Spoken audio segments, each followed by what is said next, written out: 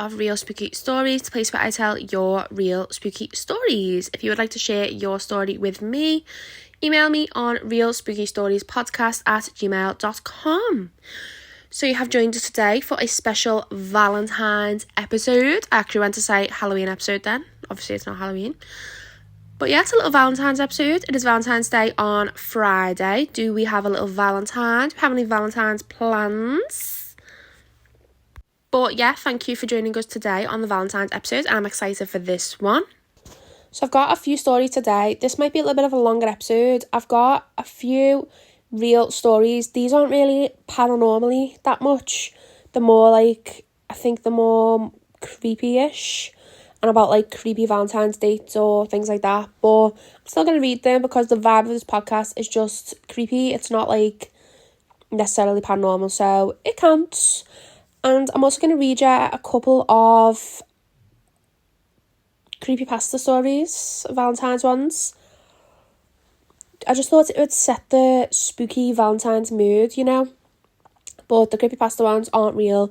I will say that as I go to record them again. But as usual, all of these stories are linked below. So if you want to read them yourself or have a little comment or anything like that, click below and they'll all be there. So I'm going to go straight into the first story. This is from True Scary Stories and it is titled, "What is your scariest real life Valentine's Day experience or encounter? I had mine a year ago that I still can't forget." My friend had set me up with one of her work friends, and as I was single and really had nothing to do for Valentine's Day, she confirmed everything beforehand with both of us and arranged us a full-on date. She booked a restaurant reservation for us and everything, and I was quite thankful to her for thinking about me that much. Anyways, fast forward to Valentine's Day, me and my date were going to meet up at the restaurant for the first time. I had seen pictures of my date, so I knew what they looked like. We hadn't directly contacted or talked to each other before that because my friend wanted it to be a very blind date type experience. That is why she did all the arrangements for us. It was around 8 p.m. on Valentine's Day that we met up at the restaurant. My friend has actually drove me to the restaurant. Fast forward, I had a great time, and by the end, my date decided to drop me off at my place as I didn't come in my own car. I agreed, and off we went. My place at the time was rental, where I was sharing a house with 4 other housemates. It was a relatively big house, so 4 people living didn't feel crowded at all. The house was down this dark road, the ones you see in horror movies that are surrounded by nothing but deep forest. Yes, that was my way to my place, so at night the road used to get quite scary even for me. Anyways, as my date was driving, we talked about how nice the night went and we should meet up again for another date. I was excited to hear that and agreed. As we were just chit-chatting while on the scary road, we saw this woman standing at the left side by the forest, just waving her hands erratically at us as there were no other cars on that road. I didn't know how to explain it, but the way she was waving her hands was really erratic, as if she was in direct need of help. I told him not to stop the car as I was kinda creeped out, especially at such a dark, scary road. It could have been a trap for all I know. My date at that point had slowed the car down a little bit as he thought the woman was genuinely in need of help, but my intuition just didn't budge and I told him not to slow down and keep going. All of this happened in mere seconds of her coming on a vision and me having a bad feeling. My date wanted to help her, but at that point I was getting really scared, so I told him a bit more loudly to not stop and keep going. As our car was side by side with this woman, I noticed her face even closely now, and it is something I'll never forget. Her face was half burnt, but not recently burnt. You know how burnt skin looks after some time and it starts peeling off? I don't know how else to explain it, but she didn't look human. Her waving looked very human, but her face didn't. And as we were almost side by side with this woman, who mind you was still waving erratically, my date also noticed her face, and this is when he stepped on the gas and zoomed from there. The scariest thing was how her face just didn't match her body's movement, like from afar. She looked like someone waving at the car, panicking, but when we noticed her face, even when we were right next to her, her face looked expressionless and not panicky, but she still didn't stop her waving, even when we sped up. I still remember looking back through the mirror, and she was still waving to us until she vanished from our sight. You know when you have a bad feeling about something in your gut, you should listen to it. That night my date dropped me off, and very rightfully so, was creeped out, and I asked him to stay at my place if he wanted to, but he insisted that he would take a different route. We ended up going on other dates, but unfortunately it didn't work out. But that night still is ingrained in my memory of how she looked so expressionless and half of her face burnt.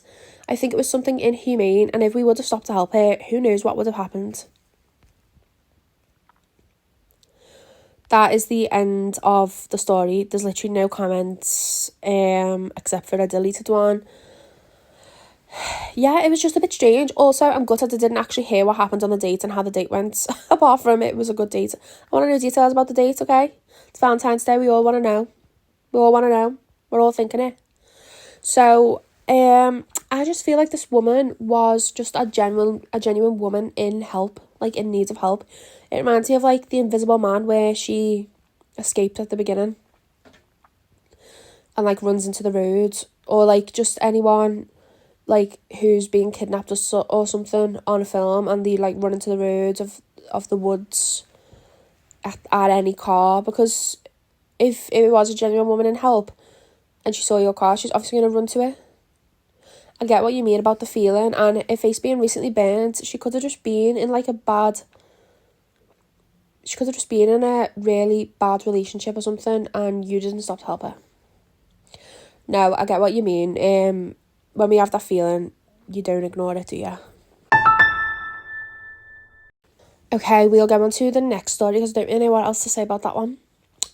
So the next story is taken from Creepy Encounters and is titled Valentine's Night Encounter at Loon Beach. This story takes place back in 2016 on Valentine's Day. I took out my girlfriend at the time, now ex, to dinner, and after dinner I drove her to the beach. I always love walking the beach, especially at night time, because of the atmosphere and everything, the quietness, the calmness, and the scene of peace. But this night wasn't like the others. I parked the car in the parking lot that hardly anyone ever parks at, since how far away it is from the pier, the lighthouse, and other sights to see on the beach. I preferred parking there this time because, well, it's Valentine's Day and privacy is what we wanted. I parked the car reversed into the lot where we were facing the long road that we drove to get to the secluded parking lot. Also to add that the lot is on a small decline with a slight slope to get down into the lot. Here and I are listening to music and I am telling my usual scary stories that I find on Reddit and YouTube. We were there for about 30 minutes when out on the road above and in front of us we see the headlights of this truck driving towards us fast. At first, I am not alarmed by this because I know plenty of people who speed down that road since no cop cars could hide behind anywhere. But my heart skips a beat when I see a truck not slowing down at all when it's about to enter the parking lot. I swear that the truck was in air for just a few moments since they didn't slow down to drive down the slope. I tell my girlfriend to get down in her seat, and so do I, as I don't want the driver to see us in the car. I get my keys ready into the ignition just in case the truck wants to stop in front of us. I've seen plenty of horror movies and read many stories, and I don't feel like being the Zodiac copycat killer next victims at Lover's Lane. To ease my girlfriend, who I know was freaking out, I jokingly tell her that some people are just that much of a rush to get some Valentine's Day special treatment. She doesn't laugh. The truck zooms past us and parks crooked in the lot nearest to where the sand on the beach starts, around 50 yards away from us. Immediately, 3 men jump out of the truck and all of them run directly to the water, shouting out loud. Since it was 9 in the evening, they disappear into the darkness. Just for reference, the parking lot is about 100 yards away from the shoreline. All is now quiet again, and my girlfriend and I can finally take a breath of fresh air. But no more than 3 minutes later, the 3 men jump back into the truck and again speed away, never to be seen again. Her and I had enough spooks for that night, so we drive away ourselves. The next day at work, I tell one of my co-workers the story during lunchtime, and she pulls out her phone to see if there's anything posted yet online, and immediately she finds the article that I will post below to this story, but this subreddit doesn't allow screenshots or link attachments. But to summarise, in the news article says, a man was stabbed Sunday night on the Hunemi Pier, police said. The incident happened about 9:15pm. The victim was a 20-year-old Oxnard man, police said. The victim was attacked by 3 men. There was no doubt that the men in the truck were responsible. The only reason why I didn't contact the police is because at that time in my life, I didn't know anything about cars, models and make, so I couldn't even give that simple info to the police. Also to add, since with how dark it was in the parking lot, I couldn't even see the men's faces or any other key description that they had. And for those wondering why I didn't get out the car to take down the licence plate, well, I didn't feel like being the next victim in whatever those people were doing. My theory for why the men drove to our parking spot and ran to the beach is so they can wash off any evidence linking them to the attack. That's the end of the story. That was a bit brutal, actually. I just want to say, why did you not go away? Like, when the truck came into the lot and then the 3 men ran out, I would have drove away at that point. You were clearly scared. You were hiding from the men. Why didn't you just drive away? They were obviously going to come back to the truck. And imagine if they came back to the truck and saw your car and then came over to your car. You know what I mean? Like, that was the time to go away and you just stayed there. There could have been some kind of CCTV even at the beach or anything. Like, you could have rang the police and said 3 men came in a truck, blah, blah, blah. They ran into the water. You know. Here is a little one. It's just very little. It's literally like a few sentences from Paranormal Encounters, and it is titled Ghost Encounter in My School. So when I was in 10th grade, my history teacher was telling the story that happened 2 years before. It was Valentine's Day and people were passing out balloons. My history teacher, we'll call him Mr. J, had a balloon just floating in the air before, in front of him and the entire class, floats out the door, up the hallway and enters the teacher's lounge. It's not a straight hallway either. It inclines upwards after a bit and then goes straight again. It wasn't just Mr. J and the entire history class that saw it happen. 3 other classes full of kids, about 18 to 24 kids a class, saw it happen. The principal and the receptionist saw it happen.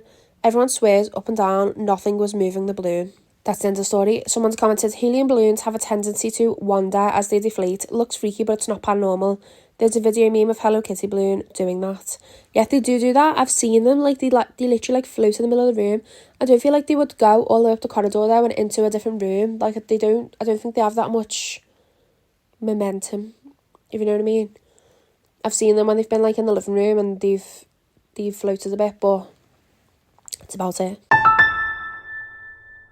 Alright, let's go on the next one. This one is from Glitch in the Matrix and it's titled 2 boxes of Valentine's Skittles.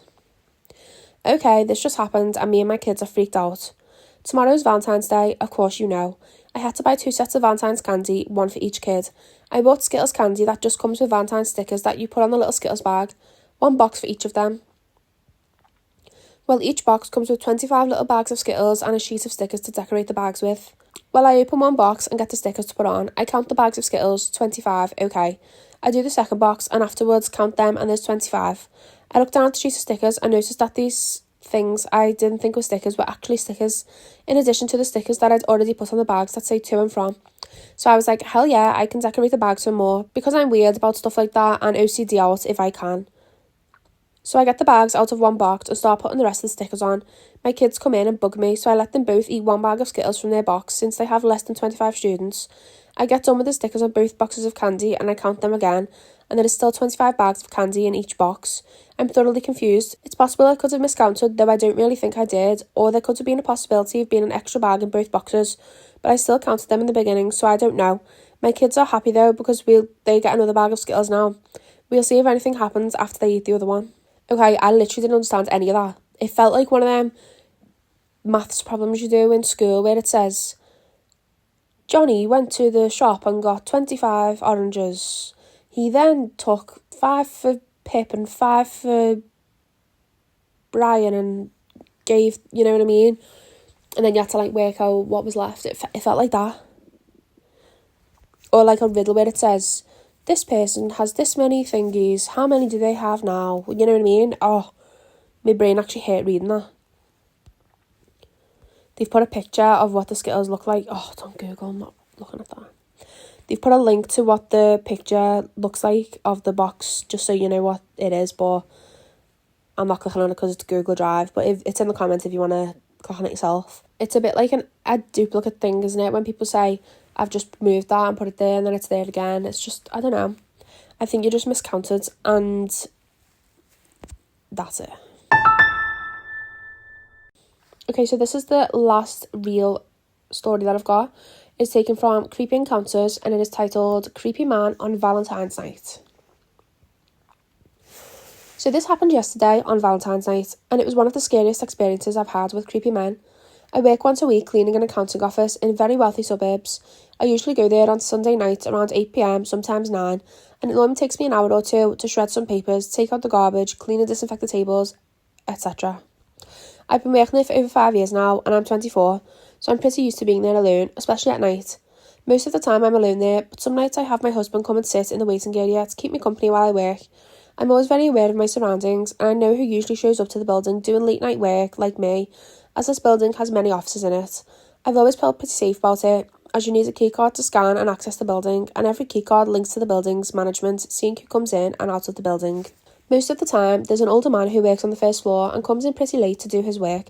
I'm very familiar with his car and I've seen him a couple of times. Other people that I've seen is an older man in a black Mercedes, also very nice. I've said hi to him a couple of times, but recently I've noticed another car in the lot, and it hasn't always been there before, and I have no idea whose it is. But it's a grey Toyota with all around window tint. It's not always there, but it has been there a couple of times, also late at night. So on Valentine's night, it was a Sunday, and I had to go to the office. This time my husband insisted to come with, and it was funny because we kind of got into a stupid argument before, and I told him to stay home, but he didn't want to and was really firm on coming with. I didn't care, and I wouldn't have been bothered if I was alone or not. Again, I do this alone most of the time. So we get there, and we're the only people there. It was snowing, and there was no tyre marks, so no one had been there recently. We scan the keycard to the front door, go upstairs to the second and unlock the office. Finally, I lock the door behind me, then I start my usual routine. I collected the garbage, shredded some papers, and went on cleaning the desks. My husband was following me around, talking as I was cleaning. Then all of a sudden, I noticed the car start pulling into the lot, and I looked at him and said, "Go to the front, now." I don't know why I said it, but I didn't get a good feeling about it, and my stomach dropped to the ground. I've never had felt like this before. I continue cleaning, looking outside in the pitch black, as I'm visibly seen on the second floor offices. My husband goes to the front and shuts the blinds and sits down. I come to the front, and through the corner of the blinds, I see a man with a grey hoodie walk by the office to the end of the hall, turn around and pass the door again. My body freezes up, and I looked at my husband and told him a man is walking around outside. The door is locked, and we get kind of creeped out, but I continue to then vacuum. As I'm vacuuming, I go by the blinds and take a peek. He's there, literally standing around the corner. I jump a little and step away from the blinds. Did he see me look at him? What is he still doing here? I run over to my husband again, and I tell him that he's just around the corner. At this point, my husband doesn't feel safe either and takes a peek, doesn't see anything, maybe he's gone. So I continue to clean, my body shaking. Towards the end, I want to throw the garbage bags right outside the door so I can clean the floors and take another peek outside. I quickly unlock the door, throw the bag outside, and look to my left towards the end of the hallway to see his reflection from another office window walking towards me through the hallway. I shut the door and lock it. This is now terrifying. I've never seen him before. What are you doing here at 10 p.m. now on a Sunday, roaming the hallways? I finish cleaning and it's time to go. My husband is shaking. My whole body is telling me not to unlock the fucking door, but we have to. I unlock the door and step outside the office. I lean down to pick up the garbage bags and look up towards the left side of the hallway to see him walking at me in a fast and assertive pace. I can't see his face. The hallway is poorly lit, but he's coming straight at me. My husband is still inside and I quickly rush back inside. As soon as my husband steps out, the creepy man goes by a random door, wiggles the lock and turns around heading in the opposite direction. I then step out again, close the door behind me and lock it. My husband the entire time is standing still, looking directly into his face that you couldn't see because of the poorly lit hallway. We start heading towards the stairs and we see him looking back at us one more time. As he's turned around and walking now in the opposite direction, we run down the stairs and into the car, lock the doors and sit there. Like, what on earth was that? Why was he there for almost 2 hours with nothing to do but walk around the hallways around the office I was in? Did he think I was there alone because I made my husband go to the lobby instead of being seen by the windows? Did he walk past scoping the place I was in the first time? The office I was in was the last office in the hall right next to the stairs. There's no reason he needed to walk around like that. I'm fucking scared. It's like he knew I was going to be there on a Sunday. I'm never going back there alone. Someone's commented, "I'm so glad your husband insisted to accompanying you last night. Good job you listened to your instincts." Someone else has put, "Did you tell your boss about this incident or anyone in the building?" They've put, "I haven't. I don't know if I should because in the end nothing happened, but maybe I will because I shouldn't have to feel scared there."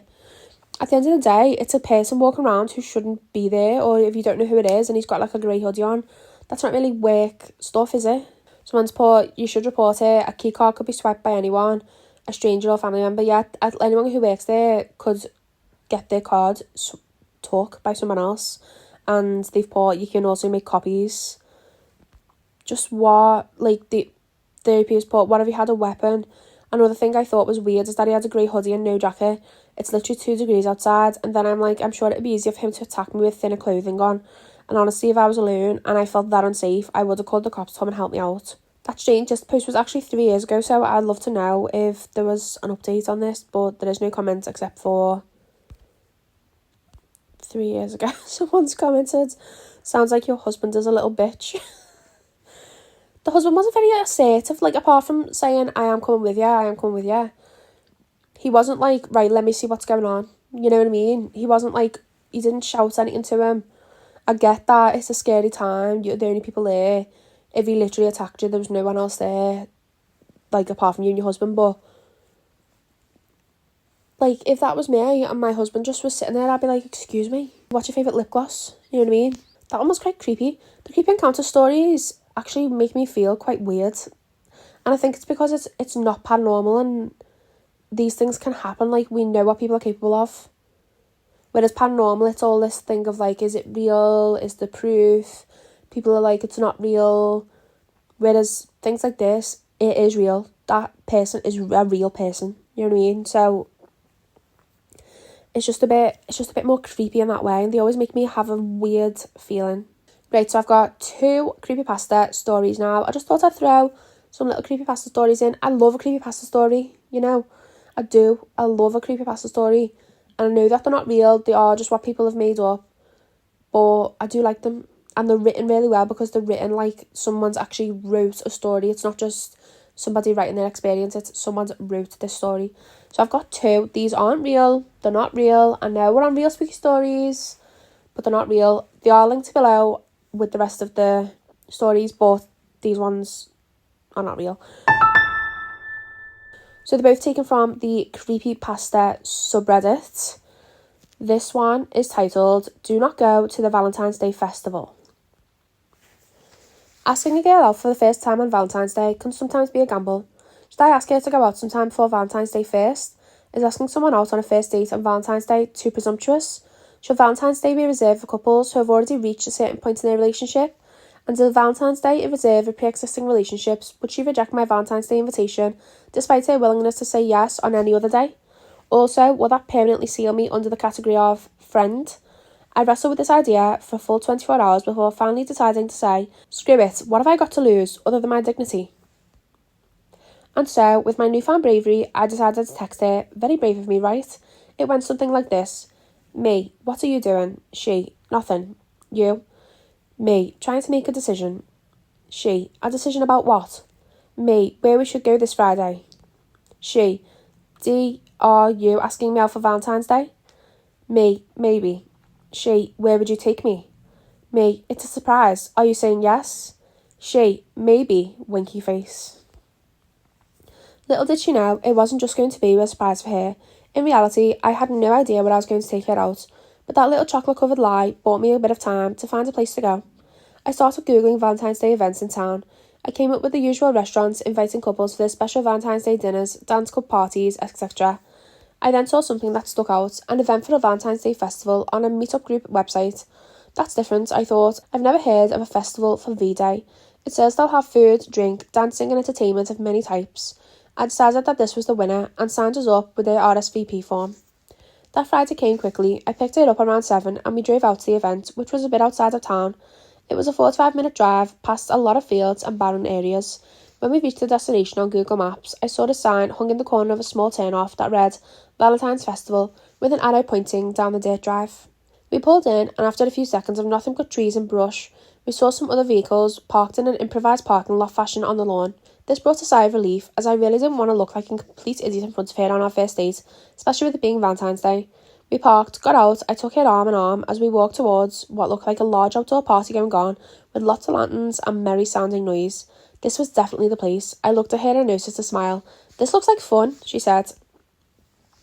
I smiled when I saw that she was happy with my decision. We eventually came to the front gate, where a woman dressed in period clothing asked to see our RSVPs. I showed her on my phone and she checked off our names on a sheet. We continued inward. To put it lightly, this place was beautiful. There were coloured lanterns everywhere, soft white string lights defining sections and walkways, an incredible food spread, which was as of yet untouched. People dancing, singing, and even some old men dressed in religious wear who seemed to be just as into it as everyone else. Most of them were dressed in the same period clothing as the woman who checked our RSVPs at the gate, and it was all set up in a field with beautiful flowers and greenery all around us. It looked perfect. I was proud of myself for making this decision. She would definitely be impressed. This Valentine's Festival sounds really nice, doesn't it? I wish there was actually Valentine's festivals. I mean, this is a creepypasta story, so it's probably going to turn into, like, death. But I wish there was, like, things like that around here. Like, there is always restaurants and things like that who have events for Valentine's Day, but there's no, like, Valentine's festival. I think that would be really cute, especially the way it's described, like, with all the little flowers and things. Okay, anyway, sorry. A minute later, we were approached by an older woman who looked happy to see us. "Hello, you must be our guests," she said with a smile. "We are definitely 2 of them," I said. She laughed. "Come with me, we'll get you all set up for the festival. It starts shortly." "Okay," I said, looking at my date. We smiled at each other and started following the woman. She led us to an area with some small wooden booths. I wasn't sure if these were outhouses, phone booths, or what. She said, "You take the one on the left, she can take the one on the right. Inside, you'll find clothing to change into." "We have to change clothing?" I asked. Yes, for the aesthetic of the festival, you're both going to look so cute. I looked at my date, gave her half a smirk with a shoulder shrug, and then she did the same back. We entered our booths. I felt kind of silly wearing this costume clothing, but I was going to play along if everybody else was. I exited the booth. She was still in hers. A couple of minutes later, she opened the door and stepped out slowly, wearing a stunning dress of many colours. She looked like a princess. I think she could tell by my widened eyes that I liked it. See something you like? She asked. I chuckled. Absolutely. The woman looked at us both with a satisfied smile. You both look splendid. We'll keep your clothing in bags for you. Come along. We followed her. She led us to an area with several tables of food and drink and told us to make ourselves at home. We grabbed some small plates of hors d'oeuvre along with some wine. We talked and ate. How did you find this place? She asked. I found it online. Do you like it? Of course I do. It's wonderful. After finishing our food, we refilled our wine and headed out towards an area where there were people laughing and dancing to music played by small groups of musicians with stringed instruments. I asked her to dance, and we danced and laughed and even kissed. A little while later, everybody started moving to another location, so we followed. We came to an area with a large platform, like a stage, with 2 chairs in the middle. The stage was decorated with flowers of red, yellow and orange. Shortly after, a few of those old men in religious garb walked up the steps and on the side of the stage, bringing a couple of guests with them and directing them to sit in the chairs. I couldn't wait to see what they were about to do. After the guests in the chairs, a male and female, were seated, the woman who had given us our festival clothing approached the stage, then turned to address the crowd. As we are here to honour the great Romulus and Remus, creators of Rome, the festival has now begun. Everyone began cheering. Who? I whispered to my date. Shh, she said. Bring her in, said the woman. A large carriage was being pulled by several men towards the stage. When they got closer and people were out the way, I noticed that there was some sort of animal inside, a very large animal. When the carriage reached the front of the stage, it became clear to me that this was some sort of wolf-like creature. I was getting pretty uneasy by this point. The woman turned towards the guest on the stage. For this part, you'll be the goat, she said, pointing at the man. He laughed. She then turned to the female and said, and you will be the dog. She looked confused and insulted by the statement. The male said, what? The woman assured him, don't worry, it's part of the celebration, and he seemed calmed down, but still looked annoyed. I looked at my date and whispered, this is getting weird. She replied, yeah. Both guests were starting to look woozy, like they were about to pass out. The female guest's wine goblet fell to the floor with a loud clanking sound as she slumped over. The male looked over at her, frightened and angry. What are you doing? He exclaimed, then looked at his own wine goblet just before passing out. The old men in religious garb started strapping them both into the chairs. I shouted, what the hell is going on here? As my date grabbed my arm. The woman placed her hand on my arm, saying, it's okay, this is normal. I looked at her with confusion. The wolf-like creature in the carriage cage was getting upset by my outburst and was growling toward me. Back on the stage, the old men in religious garb started stripping their clothes off until they were completely naked. Oh, what the hell is this? I exclaimed. 2 of the naked old men picked up large knives and walked in front of the couple in the chairs. Before I even knew what was happening, the old religious men thrust the knives into the couple's chest simultaneously, pulled them out, turned toward the crowd and wiped the bloody blades across their foreheads. They then started laughing and the crowd cheered. Oh my God, I exclaimed, grabbing my date's arm. We have to get out of here. She looked at me in horror, with tears coming from her eyes. Don't be frightened, said the woman. This is all part of the celebration. The wolf creature was getting angrier and louder, still looking in my direction. I screamed, let's go, at my date. At this point, the woman shouted, let her out, as several men started opening the cage door of the carriage to let the wolf free. We ran, hand in hand, back in the direction that we came from. I ploughed through people as we ran back towards the entrance gate. We got through the gate and I slammed it shut. We continued running towards the parking lot. The funny part is, when I look back, nobody was chasing after us. It was like they didn't think there was anything wrong. When we got to the car, I first unlocked her door to make sure she was safe inside, then unlocked mine and jumped in. Unlike every horror movie I've ever seen, the car started on the first try. We sped away, leaving a dirt cloud in our wake. After a couple of minutes, I finally glanced over and my date was looking tired. She was passing out. Oh no, I thought, we drank the wine. A few minutes later, I started feeling like I was about to pass out. Then I decided that we had a better chance of making it if I pulled over than if I passed out and crashed. So I pulled over and called 911. At least, I think I did. I don't remember hanging up. I don't even remember talking to them. All I remember is being awoken by police busting out my window. EMS was on the scene and pulled us both out the car, loading us into the back of an ambulance. That's the last thing I remember before the next day. When we woke in the hospital the next morning, I learned that our stomachs had been pumped as a preventative measure, as they didn't know what was in the wine that we drank. They had us on IVs all night to keep us hydrated. I told the police about the festival, the murders, everything. I even gave them the address of the event that I punched into Google Maps the prior evening. Later that day, I received a call from them saying that they checked the address, but nothing was there. I told them, I know it's in the middle of nowhere, but it was down a dirt side drive to the left, right by where Google said the address should be. You have to go through the drive and everything is back there in the field. The officer hesitated for a few seconds, then replied, we did see the drive and we did go through it. There's nothing back there. No people, no lights, no stages, no garbage left behind, nothing. We spent over an hour looking. There's just nothing there. I then grabbed my phone to bring up the festival group on the meetup website. As you guessed it, gone.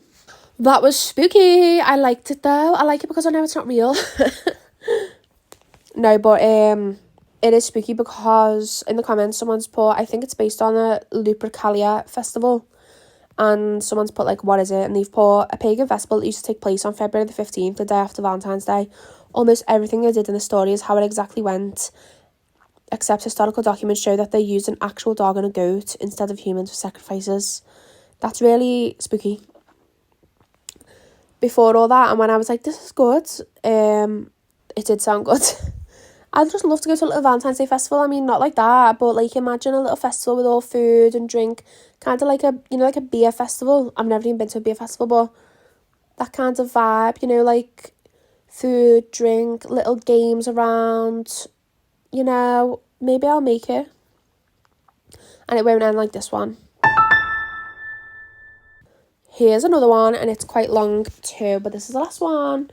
It is creepypasta as well, so it's from the creepypasta subreddit, and it is titled Valentine's Day Took an Unexpected Turn. And I've liked Valentine's Day very much. The whole topic about gifts, chocolates and cards seemed childish and illogical to me. Like, why do people need a specific day to express their love to their beloved ones? It looked more like a commercialised day rather than a celebration for love. But last year, something strange happened, which made my point of view about this day change. Can I just say, shut up. When people say, you don't need Valentine's Day to show your love for the people, you should show it every day. You don't, Valentine's Day, I want to be spoiled on Valentine's Day, okay? I want someone to cook me a nice meal. I want a nice little rose petals on the table. I want to watch a nice little rom-com. I want little Valentine's Day string lights and balloons. I'm not saying I want to be took out for an expensive meal. I just want a nice, wholesome night and play some little games. Just a nice night to show your love for your Valentine. That's all. You don't need to say, I don't believe you should do it. Why should we have one special day? That's like saying, why should we have a Mother's Day? Why should we have a birthday? You know what I mean? Just stop. Okay. A few weeks before Valentine's Day, I had broken up with my boyfriend, John. We had been together for almost 3 years and everything seemed to be alright between us. The last months between our breakup, John's behaviour had changed in the worst way possible. He had become jealous and he wouldn't let me spend a lot of time with my friends. Whenever he would see me speak with another boy, he would cause a scene in front of them and sometimes he would threaten them. He wouldn't let me explain to him that I wasn't flirting with them, and if I tried to, he would grab my hands and tell me to shut my mouth unless I wanted to make him angrier. I was feeling suppressed, and since I couldn't stand his attitude anymore, I visited his house for the last time and announced that I wanted to break up with him. It was really hard to calm him down and persuade him that I was not feeling happy with him anymore, but in the end, I managed to do it. The following days at school, it was hard for me to avoid him, and it was even worse for me to see all those students talking about Valentine's Day and how they would spend it with their boyfriend or girlfriend. Soon, it was Friday, February the 14th. I knew that I would see happy couples around me, sharing gifts, kisses, hugs, but I decided to not let it affect me and get ready for school.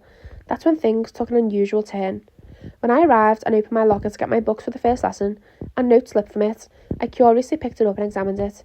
The paper had a soft pink colour and the letters were written in a very calligraphic way. You are more bright than the sun itself, it wrote. I felt shocked but also happy. I surely didn't expect any lessons from someone, since I'm not a girl which could be considered very pretty, but this note managed to make me smile. I put it in my backpack and made my way towards the classroom. During the next hours, I would find more and more letters inside my locker or roses on my desk. Cheesy lines such as, are your eyes to see, because I found myself being drowned in them. Or, what did make a beautiful angel like you so curious to leave heaven and visit earth? Including some compliments such as, your eyes are so beautiful and alluring that night sky stars feel ashamed of themselves. Even though some of them sounded cliche or childish, they didn't fail to make me roll my eyes playfully or smile a little while reading them. I had no clue who would be the one who wrote them, but I honestly didn't mind it. It would probably be a student from school who seemed to have a crush on me, and I was okay with it. Oh, I want someone to write letters like that for me. No one does that anymore. I want that. Till the end of the day, my bag was full of little gifts and roses, and I still didn't know who had sent them to me. The only thing I knew was that he was a boy, since he had made it clear in one of his notes. I made the assumption that he was still shy to reveal himself, and when the school ended, I returned home, trying to figure out who was the person behind all of these gifts. As soon as I was going to open the door, I noticed another rose with a note laying outside. I picked it up and saw that the note had my name on it. I smiled a little and started reading it. Hello, Princess. If you are reading this note, I want to say how happy I am to see you smile. You should really smile more often. It suits you. I read. I was very happy, and when I went to my room, I couldn't stop smiling. I could hardly focus on my homework, and when I was done, I took out from my bag all of the roses and cards I received this day. I was very flattered and pleased, but when I started to think more about it, I panicked a little. The person who had been sending them to me knew where I lived, while I knew completely nothing about him. I climbed on my bed to read a book and relax a little, but when I sat, I felt something hard on my leg. I moved my bedsheet and gasped in surprise and fear from what I saw. A little box decorated with fake little flowers was on my bed, with a note on it. I opened it just to see a small, beautiful necklace with hearts and butterflies on it. My breath quickened and I glared at the room, as if someone would suddenly appear from the corner. I focused my attention to the note. It was different than the others. Hi, sweetheart. If you are reading this, what would you say about a little game? I have hidden a few notes in your house, and I'll give you some hints to find them. The first one is on the place where you can see yourself from it. Have a nice time. I rushed to search all of the mirrors in my house, and at the bathroom's mirror, I saw another note hanging from it. I was lucky to be home alone, because my parents would have seen it for sure. I spent the next minutes trying to find the other note. It didn't take me long, and soon I found the last note. Congratulations, sweetie, you have found the last note. Your surprise awaits you at the white wall next to your house. Why is she not being like, this person's been inside my house? You know what I mean? Like, call the police. Someone's been inside your house and leaving notes around. It was dark outside, but I didn't let this stop me. I was shivering from the cold and my fear, and soon I found myself in front of the wall. It was quite dark and my vision hadn't gotten used to it yet. Soon I was able to see better, but what was in front of me almost made me scream. My ex-boyfriend, John, was laying on the ground with his stomach open. He was covered in blood and his eyes were wide open. He was aroused by a disgusted smell, and I had to cover my nose to prevent myself from smelling it. I glared at the wall and saw that someone had written, "Do you want to be my Valentine?" with big red letters. I got closer and touched it slightly. I immediately felt that it wasn't paint, and I rushed inside my house as fast as I could. When I returned to the safety of my home, I took a deep breath and tried to relax. I had calmed down a little and was not scared as I was a few minutes earlier. Sorry, what are you on about? Like, you've just seen your dead ex outside. And it written in blood. I think she wants this Valentine. I wasn't feeling sad about John's death, not even a little. I was feeling pity of him, but it didn't bother me. In fact, I was feeling different. Even though this person had just killed someone, he didn't make me afraid of him. Finally, someone had made me feel happy after my breakup, and for him, I was a very special person. Maybe Valentine's Day is not as bad as it seems, I thought with a smile. During the midnight, I had taken my decision. I sneaked outside my house with a brush in my hand, trying not to wake up my parents, and made my way to the place I was before. The body was still in there, and the blood hadn't dried yet. I took the brush, and with the blood, I added only one word onto the wall. Yes. She's weird, this girl. No wonder John was weird with her. I'm glad she broke up with John. Well, also, he's dead now, so sorry, John. John was probably the normal one in this situation. That was a good story, though. Well done. They're just creepy. I love a little fake story because they're still spooky and creepy, but we know that they're fake, so they're not as bad. But they also do make me feel a bit more creepy because they're more sinister than real life. Well, not all of them, but some of them are. Okay, thank you so much for listening to the Valentine's episode. I hope you have a lovely Valentine's Day on Friday. If you are doing it single, or if you're having a little Galentine's night, or if you are with your partner, or if you're just on a first date, or any date in your relationship, or you're just seeing someone, if you're in a situationship, just don't take them to a Valentine's Day festival off a dirt road, okay? Hope you all have a gorgeous little time, and I will see you on Sunday after Valentine's Day for a new episode with a little guest who is Amy again. If you liked Amy on last time, it's just better when I've got somebody with me, you know, because I'm not making comments by myself with no one to reply to them. But anyway, thanks so much for listening, and I will see you on Sunday at 12 p.m. Goodbye and happy Valentine's.